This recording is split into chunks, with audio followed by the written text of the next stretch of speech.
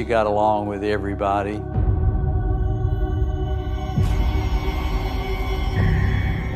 I don't believe a word she says. You think she's a liar? Yes, I do. Probably one of the most heinous crimes that I myself have worked in my 18 years. I know that you're involved. And you know what I'm talking about. I can see it in your eyes. All right, then tell me. Unrepentant, non-emotional monster.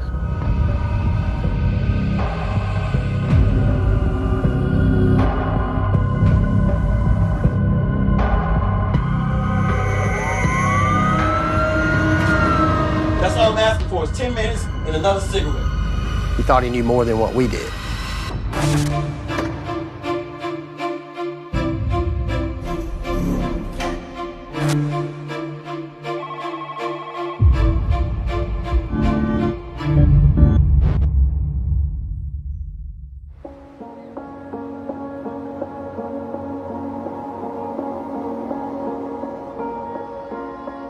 I'm Mallory Jones. I knew Gail working through closings at the real estate office where she was employed, Pinkston and Associates. I don't remember the exact year I met Gail, probably in 97 or 98. I think she was employed at Pinkston and Associates for about 15 years.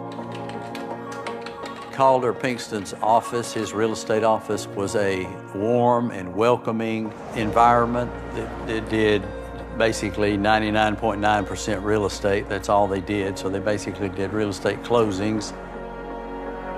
He had 2 or 3 ladies who did the behind the scenes work, and then he had a receptionist, Patsy.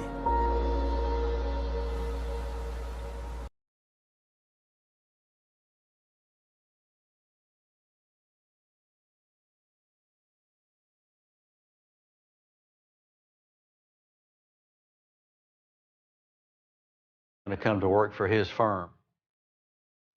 Calder knew Gail's reputation and her great work ethic and how exacting she was, dotting all the I's, crossing all the T's. He was excited because he thought she would bring a new dimension, actually raise the bar of what his practice did, which was already excellent work.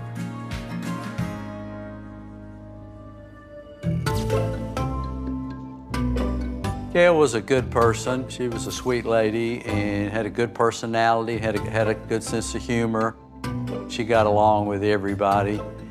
She was an animal lover. She used to bring her little dog to the office. It was let's say a pet-friendly office. She always did a great job. You knew it was going to be done right if Gail was involved. And, you know, speaking of her and Calder, and he was so thrilled to have her as the office manager / legal secretary, and he knew he had somebody he had total trust and faith in. There was not a more professional, top legal secretary as it pertains to real estate in this whole area. She was the best of the best.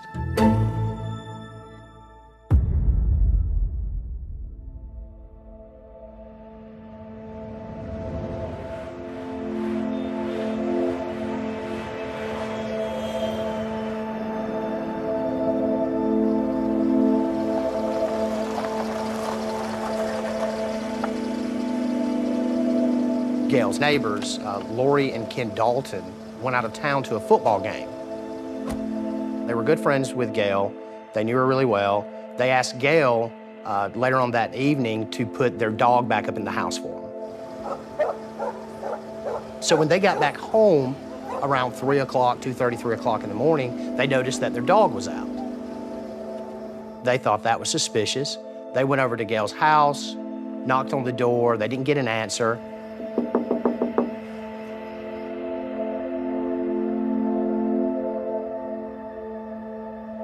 They had a key to Gail's house, and Gail had a key to their house, obviously. They were that good of neighbors.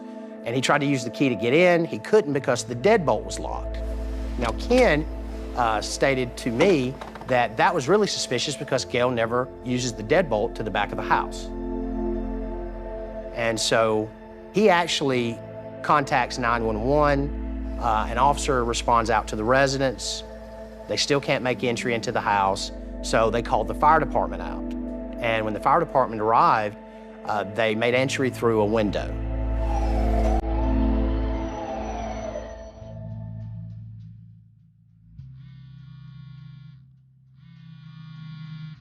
I was the on-call detective for that night. I received a phone call around 3:45. The 911 operator said to me that they had an incident. I probably got to the scene about 4 o'clock in the morning. I noticed when I entered the house, nothing was out of place until I entered into Gail's bedroom. When I entered into Gail's bedroom, I noticed or observed that she was laying across the bed, deceased, and it looked quite suspicious. And one of the things suspicious about it was that her car was missing from her garage.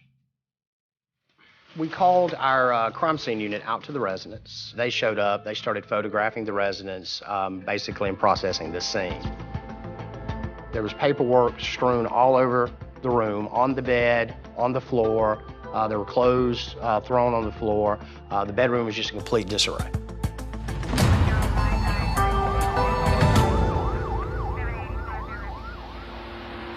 Gail, she had a black plastic bag that was kind of behind her head. When one of the firemen entered the residence and went into her bedroom, he had pulled that black plastic bag back from her face. The bag was actually covering her face.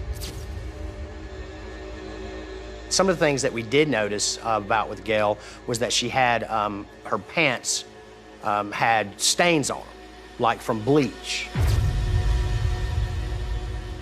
And we did, when we went into one of the bathrooms, a spare bathroom there in our house, I did locate a bottle of bleach.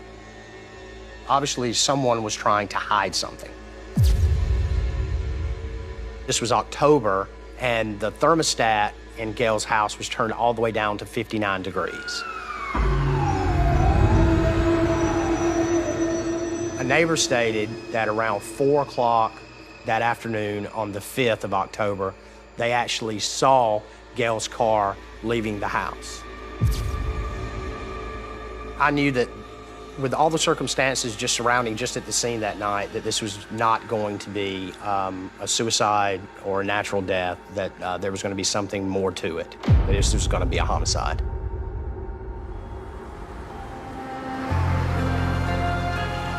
My name is John Reagan, and at the time of this case, I was an assistant district attorney in the Macon Judicial Circuit in Macon, Georgia.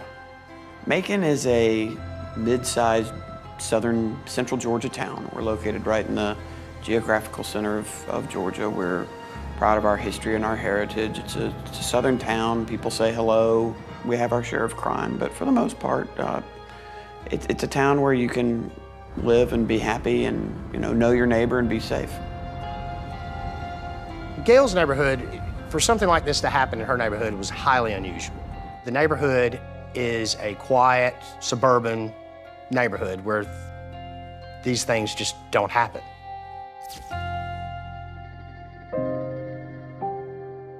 Speaking with friends and family of Gail's, every one of them told me the same thing, that she was a loving mother, she was a loving grandmother. We looked into who Gail Spencer was because we needed to know why this had happened to Gail. Was there something out of the ordinary? And what we could find was Gail Spencer was a 58-year-old legal secretary who was loved by everybody. She was well respected in the legal community. She was well respected by everybody that knew her. She was a great neighbor. She was a good friend. She was caring, nurturing. She was just an all-around, just great individual.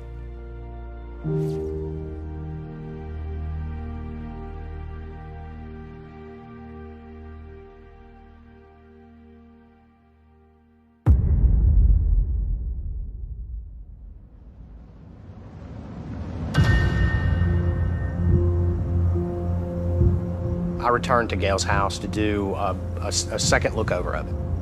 When I entered into the garage, one of the things I noticed was that there was a fast food bag, a cup of soup, and the car seat from Gail's car that was sitting in the middle of the garage. The one thing that was suspicious about it was the fact that I was informed by Gail's sister that Gail did not eat fast food. And another thing, the car seat, that told me that whoever took the car, that there was more than one of them. Gail's co-worker, Miss Patsy Miller, actually arrived on scene. Gail had texted on that Friday morning, the 5th, stating that she was sick and she would not be into work. Miss Miller further stated that another co-worker, Tracy Jones, had told her that earlier that morning she was taking a friend home in Gail's neighborhood and that her car had broke down. She got out and just happened upon Gail's house. I knew right away that she was quite possibly the last person to actually see Gail alive and speak with her.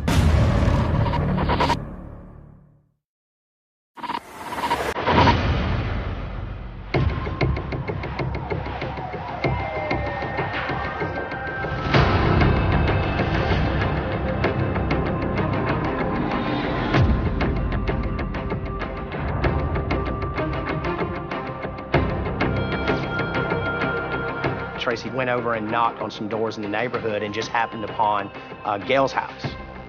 She used Gail's phone to make a phone call and then left. I knew right away that she was quite possibly the last person to actually see Gail alive and speak with her, that I most definitely wanted to locate her and interview her.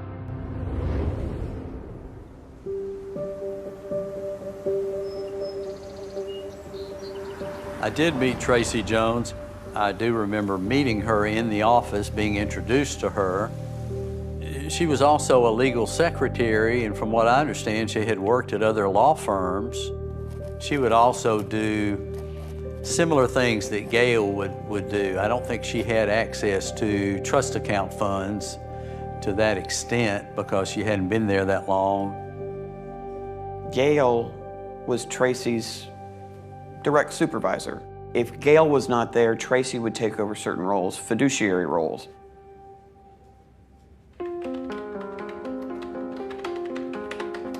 In the beginning, I wasn't able to make contact with Tracy. It wasn't until that Monday morning that we went to Calder Pinkston's office, the law firm there, and made contact with Tracy. We asked her to come down to our office and speak with us in reference to Gail's death. She agreed to do so. And we got her down to our office and we began interviewing her.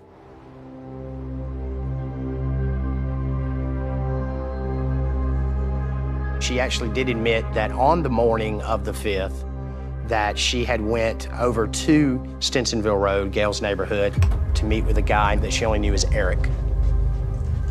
And the reason she was going over there was to buy Loratabs. I told my work that I had to drop a friend off, but the thing is I take Loratabs, and I didn't have any.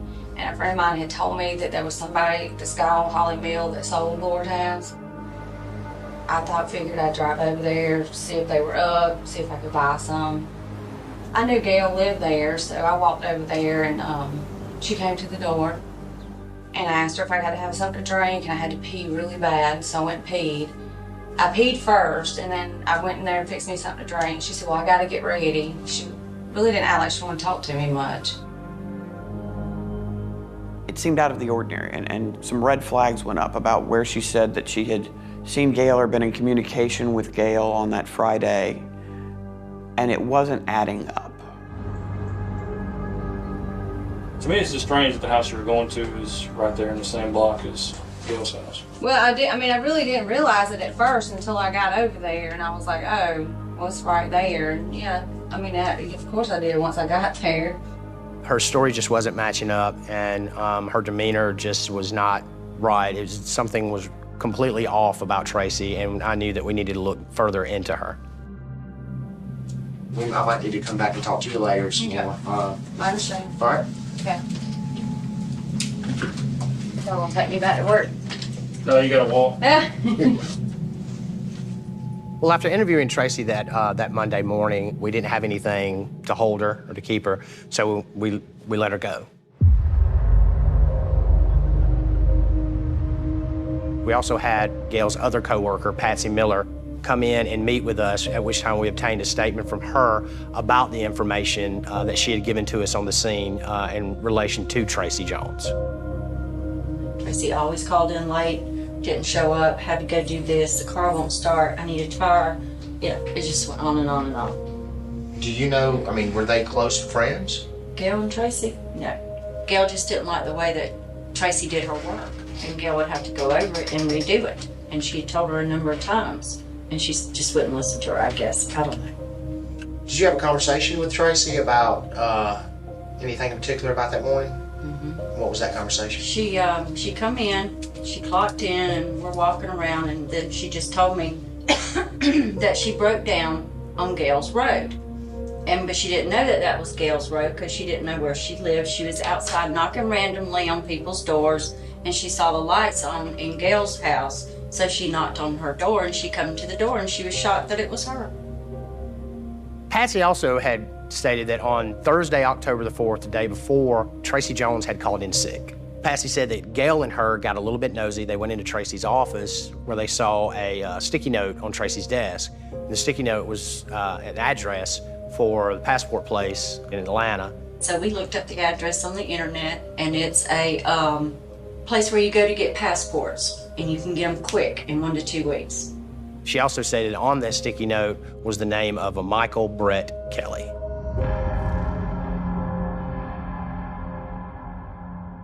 What is your impression of Tracy?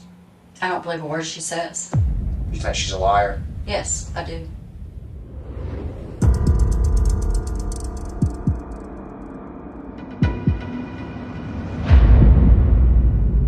On Tuesday, the following morning, I attended the autopsy of Gail. During the autopsy, it was determined that it was going to be a homicide, and I was informed by the medical examiner's office that she had died from asphyxia. While at the autopsy, I actually received a phone call from a lieutenant in another county. He had just interviewed a young man by the name of Dustin, who actually came in and gave an interview to this lieutenant, informing him that a guy that he knew by the name of Brett had called him up, asking him if he wanted to move out of the country. Dustin said he didn't have the money to do so. The case broke wide open on who Michael Brett Kelly was when we got a tip from Warner Robins Police Department.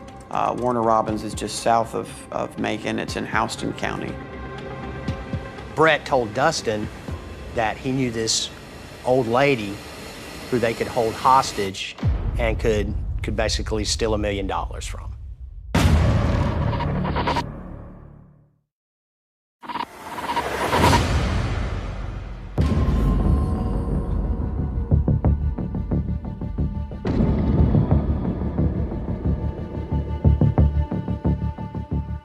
We got a tip that somebody had come in and said that a guy he knew named Michael Brett Kelly had offered him a large amount of money to come in and just do this break-in and hold this woman, and that he'd get paid several $100,000. We began to look into who this Michael Brett Kelly was. We found out that a Michael Brett Kelly had went up to Atlanta on Thursday, October the 4th, the day before the incident, and had obtained a passport. We were able to put Michael Brett Kelly and Tracy Jones together due to a sticky note on Tracy's desk. Later on, we also discovered that Michael Brett Kelly and Tracy Jones were also in a relationship together.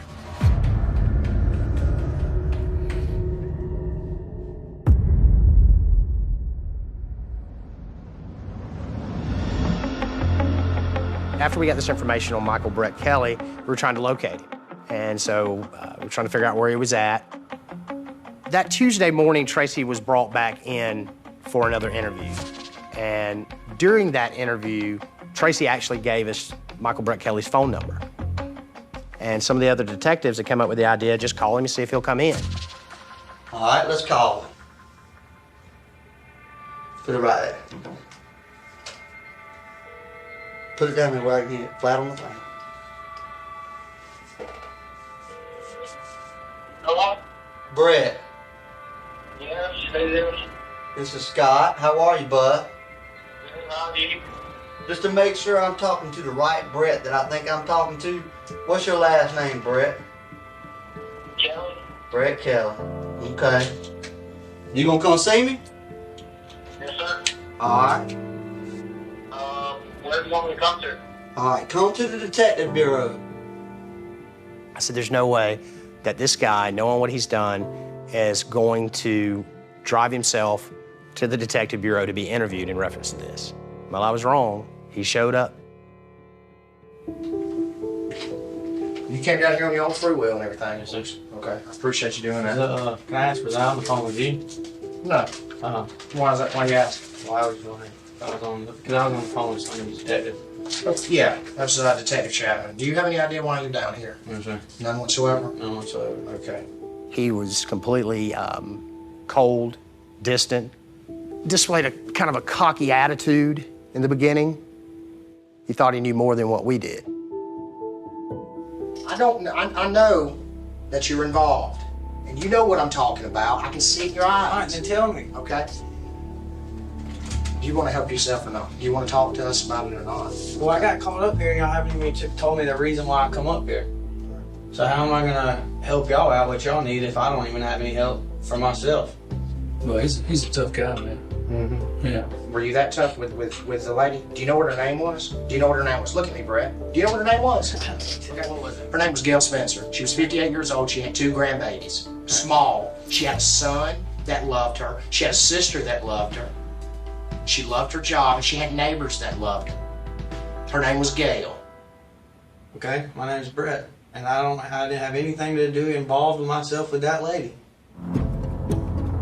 When we first saw Michael Brett Kelly, the first words that came to my mind were non-emotional, cold monster.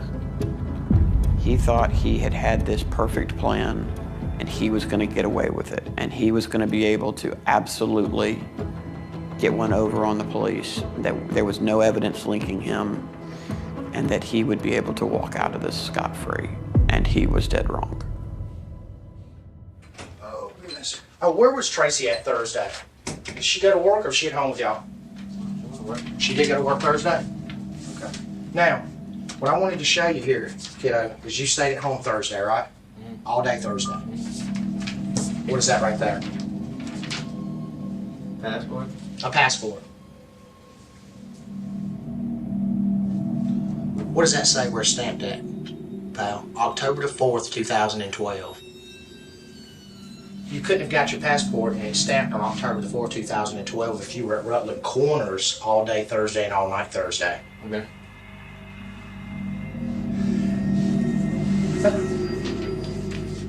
You're lying, Brett. Well, I'm sticking to my story. That's all I'm gonna say. So at that point, we called him on his bluff. I went and got the interview, the written statement from his buddy, Dustin, who we got the information about him on in the beginning, and I showed him the statement from Dustin. At that point is when he started to crack.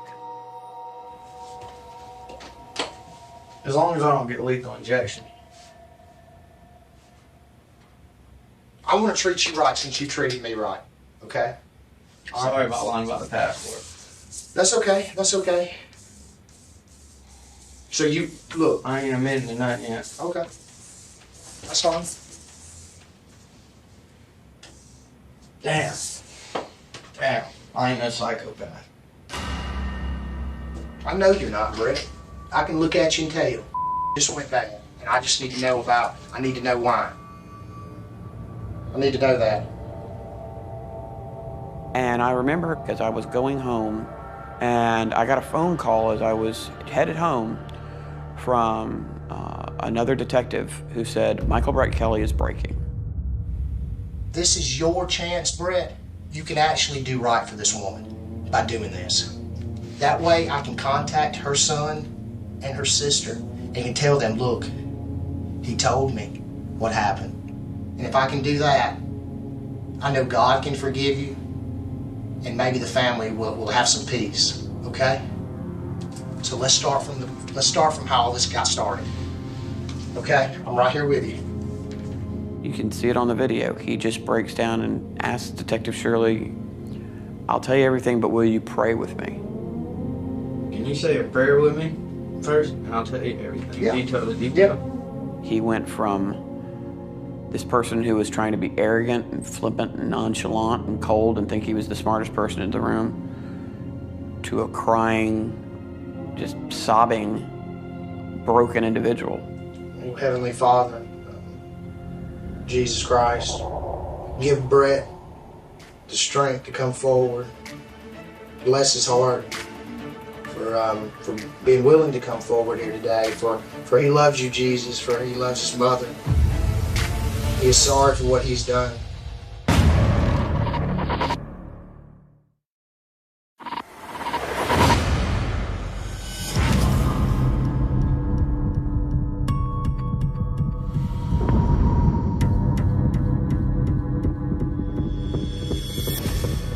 I suffocated her. What'd you suffocate her with? Trash bag. Trash bag? He took a pillow, put it over Gail's face, and attempted to suffocate her that way. When he didn't seem to think that it was working, he ran into the kitchen, he got a trash bag and placed it over her head until Gail died.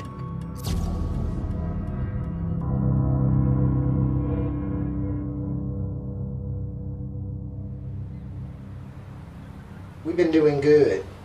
But now, I need to know who told you to go do it. Tracy told you to go do it? Yes? Okay. What was Tracy's exact words? Can you be somewhere with me in the morning? I said, sure. So I left with her in the morning. Friday morning. She said, I need you to hold this woman hostage up and then wait. I said, wait for what? She said, wait till I call you. I said, all right. And then she called me and she said, do it. So I did it. Do it mean to kill her. During his interview, he stated that Tracy had came up with an idea to embezzle $1 million, or a little over $1 million, from Calder Pinkston's office. And the plan was for Michael to hold Gail hostage in her house that Friday so that Tracy would be able to transfer money from the law office's accounts into some accounts that they were going to open. Calder Pinkston actually came down to our office and confirmed the fact that somewhere in the excess of a little over $1 million had been stolen from his firm. Brett stated that Tracy took him and another guy that he only knew the name Anthony, is what he stated, that morning over to Gail's house. Tracy went up, knocked on the door, and when Gail opened the door, she gave her some story about her car had broke down and she needed to use Gail's phone. So Gail let her in the house. Michael and Anthony followed in behind. They went into Gail's bedroom where she was getting ready for work, pointed a gun at her, and held her hostage there, while Tracy left and went back to work to embezzle the money. One of the darkest things of this is an email that we found that Tracy had sent Gail beforehand saying, I need your address for Christmas cards. That's how they got her address. Tracy was still being held in an office down the hall from the interview room. So after interviewing Michael Brett Kelly, I went down the hall and I met with Tracy there. I informed Tracy to stand up and put her hands behind her back. And she asked for what? And I said, you're being charged with murder and you're going to jail. Michael gave up everything. It was a little while later that evening that one of the other investigators came to me and stated that Tracy did not want an attorney at this time. She wanted to give her version of the story. So we brought Tracy back into the interview room and interviewed her for a third time. Tracy admitted to everything about the plan that they had planned to embezzle the money from Calder Pinkston's office. Gail basically run that office, and she knew everything that was going on, and that if Gail was at work, she was going to notice that money being taken out of the accounts. So that was the reason why they had to hold her hostage there. I was informed by Calder Pinkston that Tracy could have stolen the key fob and could have done this from a computer at the house without even doing anything to Gail, that this is what they chose to do. Them going in the house, that was all Brett's idea to begin with. And Brett was like, oh, I got a friend that can go in there with me, and they were never supposed to kill her. That was never supposed to be the thing. The only thing that she did deny was that she had Michael Brett Kelly kill Gail. She, like Michael, had broke down and started crying. There again, I didn't believe one of her tears was for Gail. The only reason that she was upset and was crying was because she had been caught.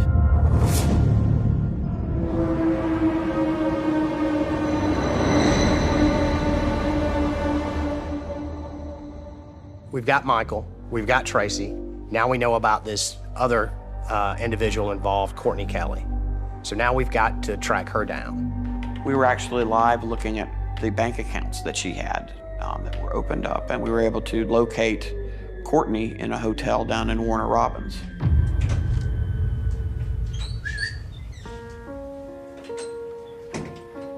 Courtney Kelly was the half-sister of Michael Brett Kelly. And Courtney Kelly, I remember when she walked in, her attitude was she brought her purse, and it had makeup that she had, of course, bought with stolen money. And her first attitude was, make sure nobody touches my makeup, it's expensive. Not caring that somebody had lost their life, that a family had been destroyed, that a business was in shambles for her actions. It was caring about materialistic, my makeup. Well, whose money do you think you're spending? I don't know. But you sure are not spending it. She went around to different banks and opened up accounts, and she was just completely no remorse for it, just completely very lackadaisical about the whole situation. So you went to Bank of America and you opened a checking account. Yes. Did you have to make any kind of deposit into that account at that time to open it? You remember? Yes, I think it was $25. Where'd you get the money from? From Tracy.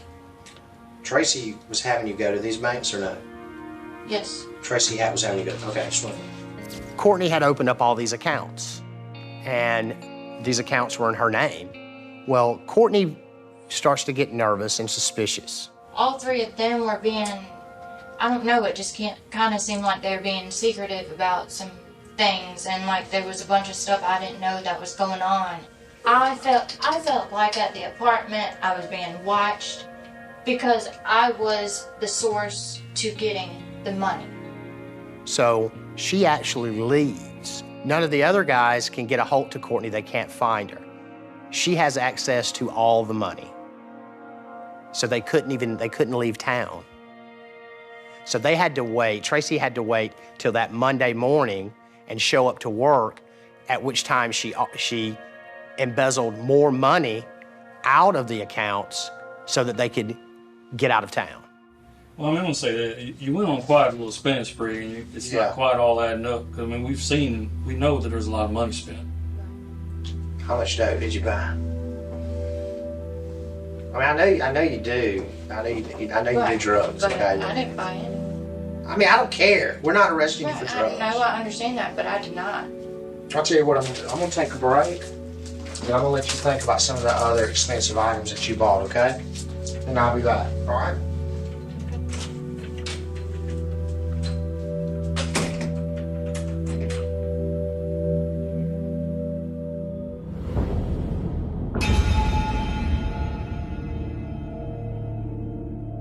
During the interview with Michael Brett Kelly, he stated that he had recruited Anthony for this, and that Anthony had worked with him at a dealership in Warner Robins.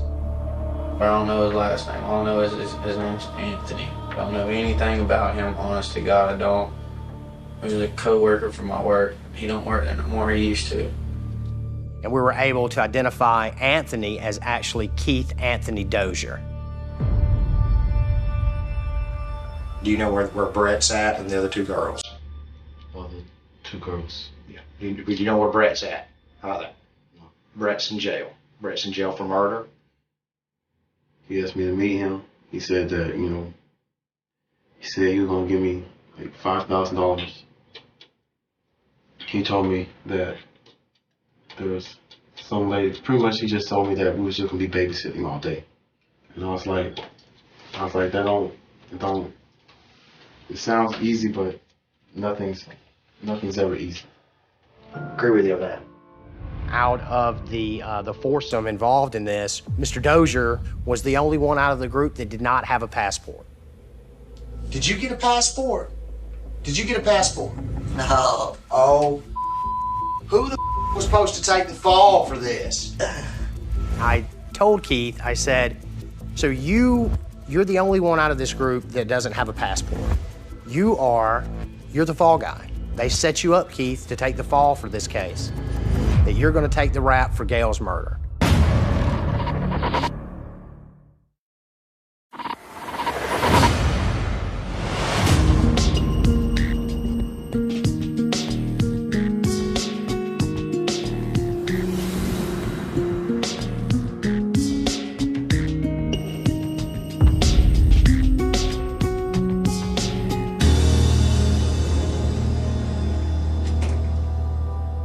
He asked to call his wife. He wanted to talk to his wife, and his wife would alibi him. So the detectives called his wife and said, your husband is down here. He says that you can alibi him, that he was with you. And she said, yes, he was. And then they turned to Keith and said, all right, when she comes down here, and I know she's lying, you know she's lying, she's gonna be arrested too for your actions.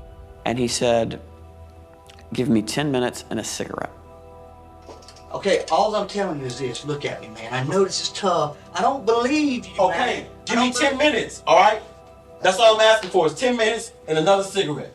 I love my wife more than anything. More than myself. But I'm not gonna my wife's life. Just give me 10 minutes.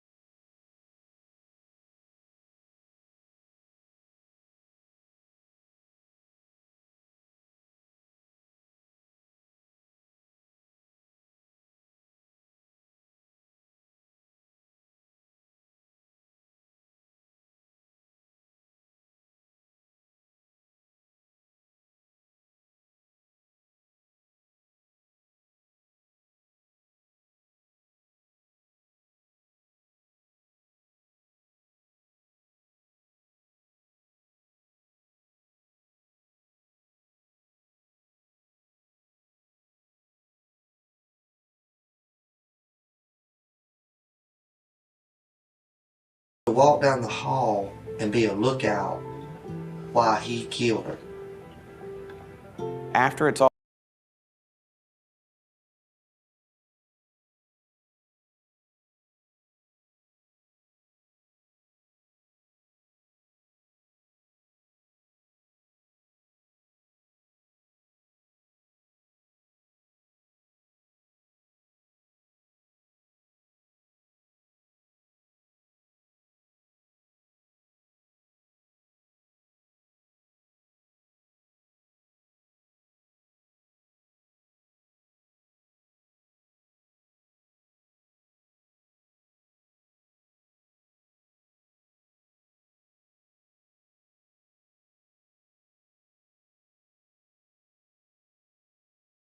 is Michael Brett Kelly.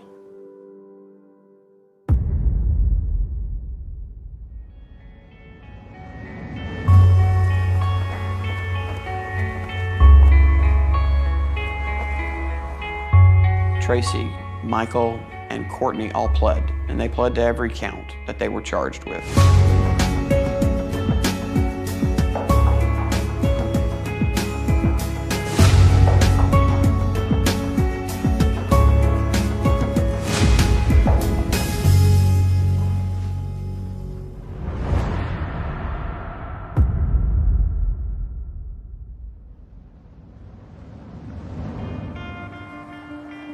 We proceeded through the trial. We put up the witnesses. Actually, Tracy Jones, we brought her back. She testified against him.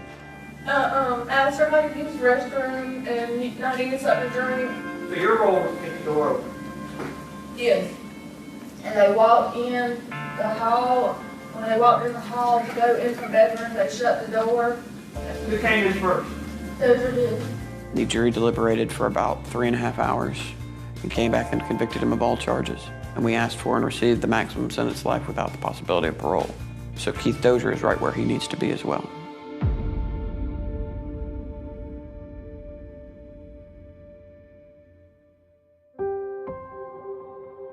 I did attend Gail's funeral, and I remember her co-workers being there, some who worked there when she was there and some who had moved on to other law firms. I remember they were there as well, and they were all teary-eyed and upset. And it was such a needless thing to do, to kill someone. They could have stolen the money and spared her life. The murder of Gail Spencer is probably one of the most heinous crimes that I myself have worked in my 18 years. We never lost track of Gail the person. We never lost track of why we were seeking to prosecute these people, because of the loss of Gail. We were in constant contact with her family, and we focused on the fact that Gail was just a great person. She would, like I said, she was a mother. She was a grandmother. She loved being around her grandchildren. She was a great sister. She was a great coworker. So we never lost sight of who the real victim in this case was and why we were doing this.